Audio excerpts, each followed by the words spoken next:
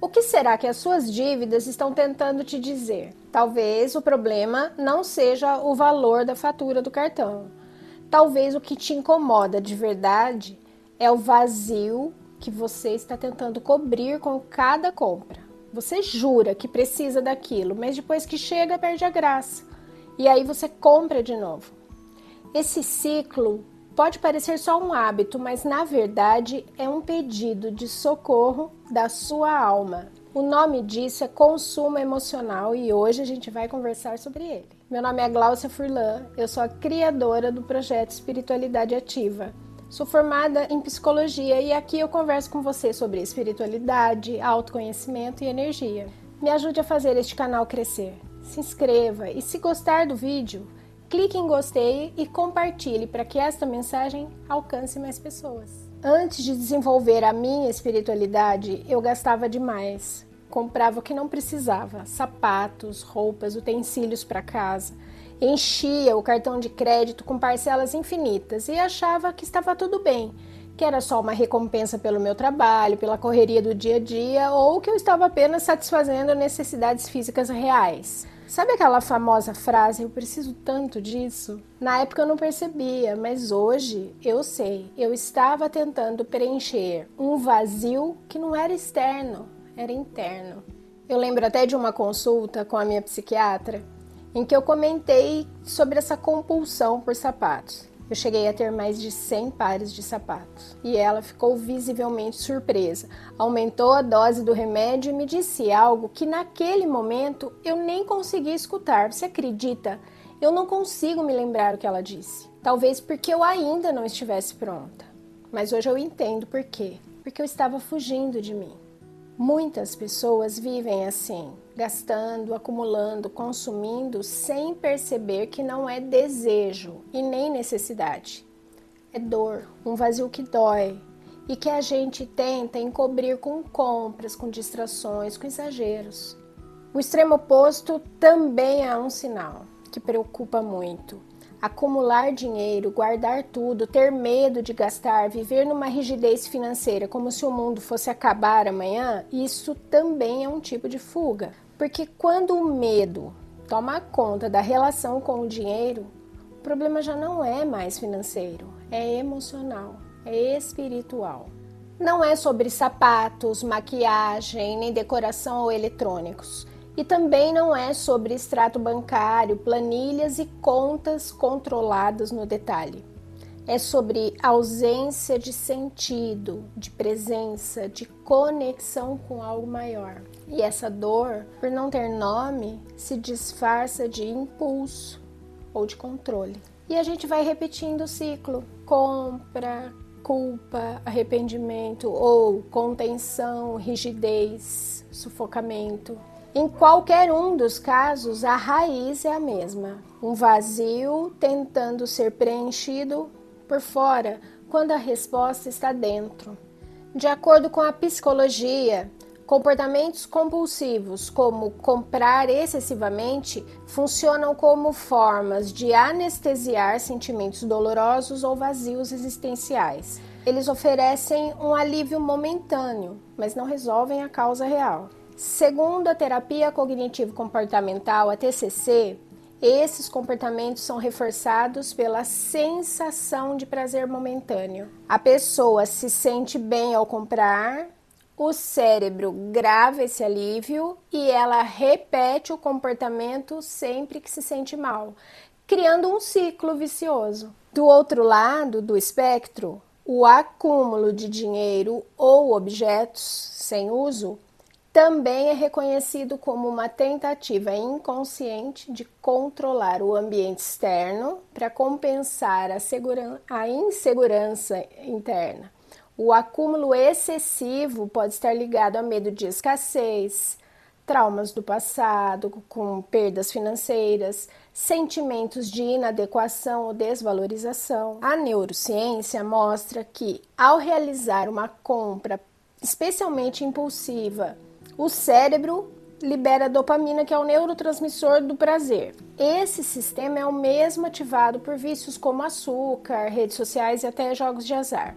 Ou seja, Comprar se torna uma forma de busca por prazer rápido e alívio emocional, mas com efeitos colaterais como culpa e vazio. O sistema límbico, que é a parte emocional do nosso cérebro, busca prazer e fuga da dor imediata.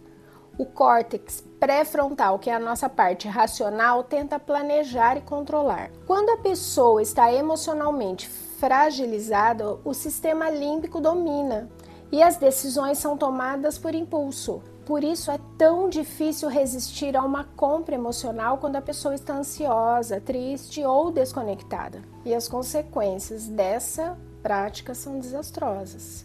Dívidas crescentes, sensação de sufocamento financeiro, culpa e o pior, uma sensação constante de que nada é suficiente.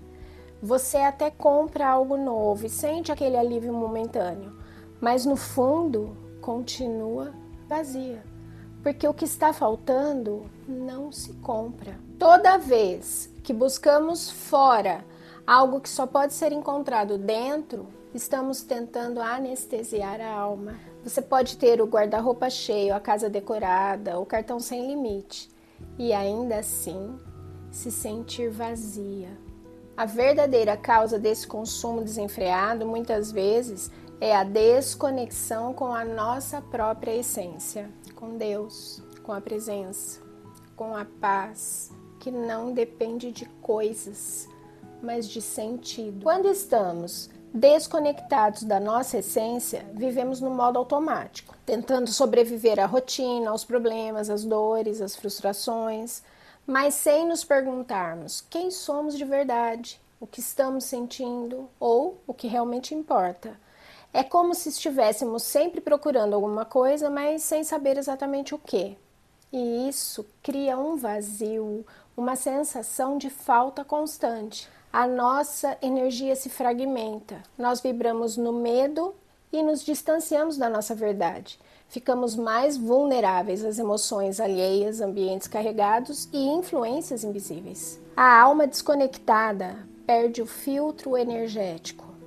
Tudo vira sobrecarga. E o que significa estarmos desconectados de Deus? A desconexão de Deus não é sobre religião e nem sobre ausência de fé. Quando estamos desconectados de Deus, esquecemos que existe um propósito maior, uma fonte de amor disponível a todo instante, e isso faz com que nos apoiemos somente na matéria, nas conquistas materiais, só no fazer, e nos esquecemos do ser. A nossa essência espiritual vibra naturalmente em frequências mais elevadas, como amor, compaixão, verdade e gratidão. E quando nos afastamos de nós mesmos e de Deus, saímos dessas frequências e começamos a funcionar na lógica do medo, da comparação e da escassez.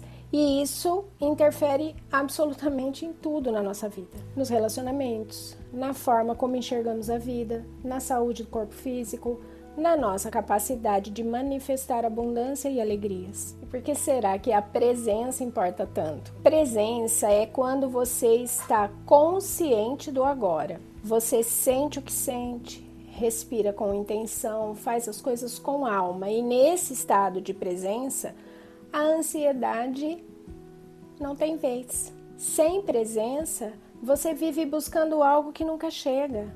Mas com presença, você entende que a plenitude já está aqui.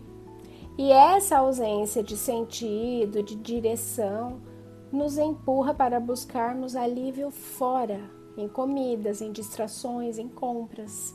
Porque o espírito está faminto, mas acabamos alimentando apenas o corpo.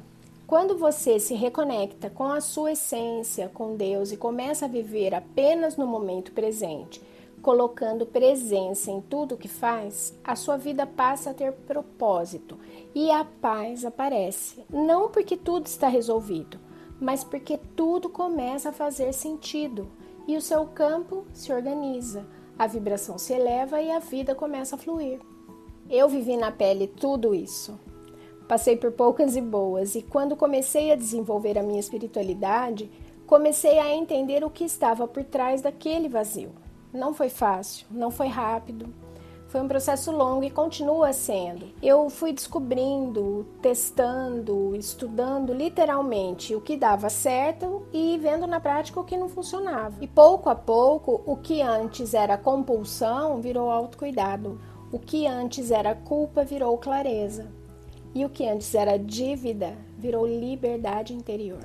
Desenvolver a espiritualidade é se reconectar com algo muito maior do que o consumo. É lembrar que você já tem dentro de si tudo o que precisa. E aí você para de comprar para se preencher, porque você já está inteiro. E é importante dizer, comprar não é o problema. O consumo consciente faz parte da vida. E hoje eu mesma continuo comprando o que preciso, o que gosto, o que me traz conforto e alegria. A diferença é que agora eu escolho com presença e não mais por carência. Eu compro sem culpa, sem exagero e sem a sensação de estar tentando preencher um buraco interno, porque aquele vazio já não dói mais como antes. Desenvolver a espiritualidade não é negar os prazeres da vida, é lembrar que eles não precisam ser muletas emocionais. E já que estamos falando disso, deixa eu te contar uma coisa que a espiritualidade me ensinou. O dinheiro não é o vilão da história. Por muito tempo eu acreditei que dinheiro era sujo, que me afastava de Deus, que corrompia. Mas hoje eu vejo com clareza, dinheiro é apenas energia. E como toda energia, ele amplifica o que está dentro de nós.